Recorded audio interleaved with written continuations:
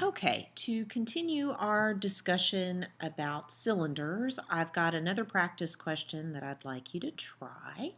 So I'm going to drag the question here onto the whiteboard so we'll both be able to see it. Close that out. So let's read the question. Wendy has a cylindrical bucket filled to the brim with motor oil. Her bucket measures 16 inches in diameter and 12 inches in height. If she pours the motor oil into a pan with diameter 24 inches, to what height will the oil fill the pan? Now, in a question like this, we know we're dealing with a cylinder, which is, of course, a geometry problem. And the first step for any geometry problem where they don't actually give you a picture is to draw one. So let's draw a cylinder so we have a picture in mind of what we're dealing with, because I think that always helps to have it in front of you so you're not just having to imagine things in your head. So let's draw a cylinder. This is not going to be perfect, but it's going to be close enough so you can get the idea.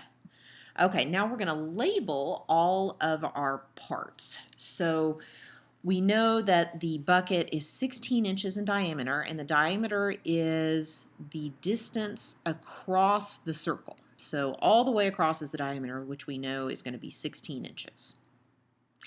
Then they tell us that the height is 12. And this is a volume question because they're talking about a bucket that is filled to the brim with motor oil. So we've been talking about the volume of cylinders. So let's just write down our formula again, just to remind you.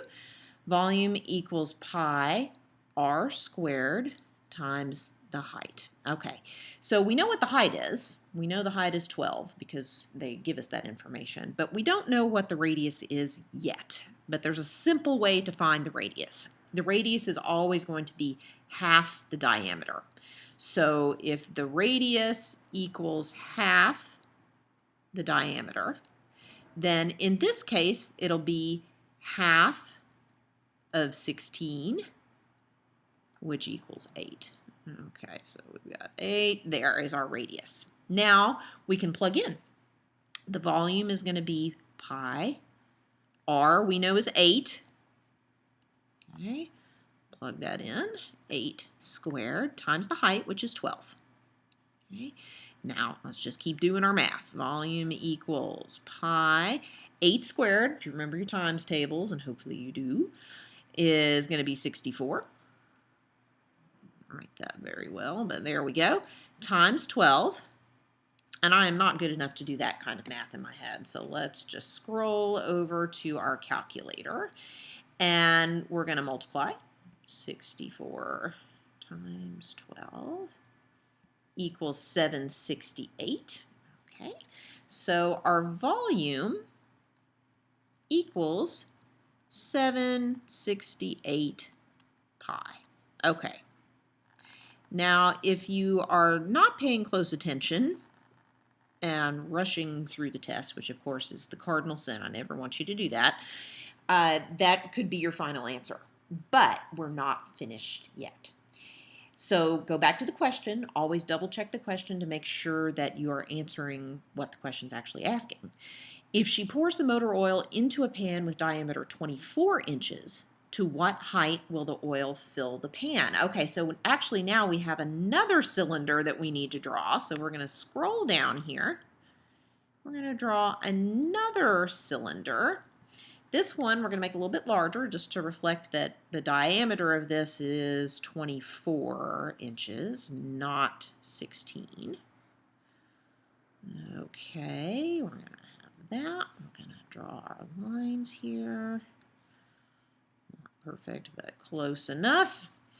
And in this case, the diameter is 24.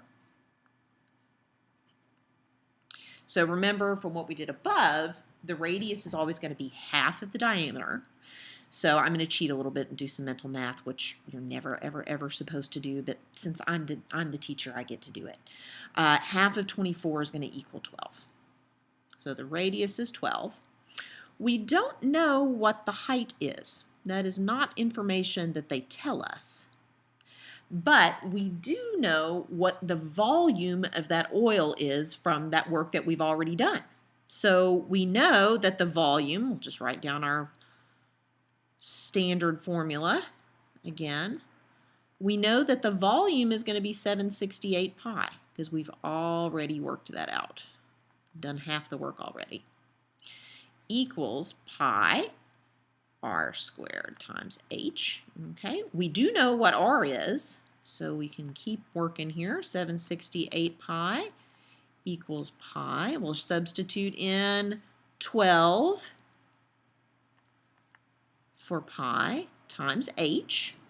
So we'll just keep doing the math. 768 pi equals, and again, times tables, 12 times 12 is 144, equals 144 pi times h.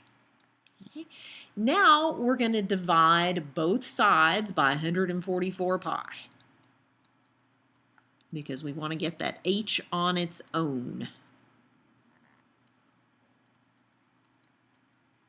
Okay, so those cancel out. The pi's cancel out here, and all that's left is dividing 768 by 144. So let's go back to our calculator, and hopefully we can just divide here. So 5.33 is what the calculator tells us. And it's a repeating one, so we're going to put our line on top to indicate that it's repeating, equals h. And that is our final answer. That's the height of the motor oil once she's poured it into this new cylinder. So that's how it goes with cylinders. That's good practice, and I'm going to look up some more questions for you now to practice with on your own.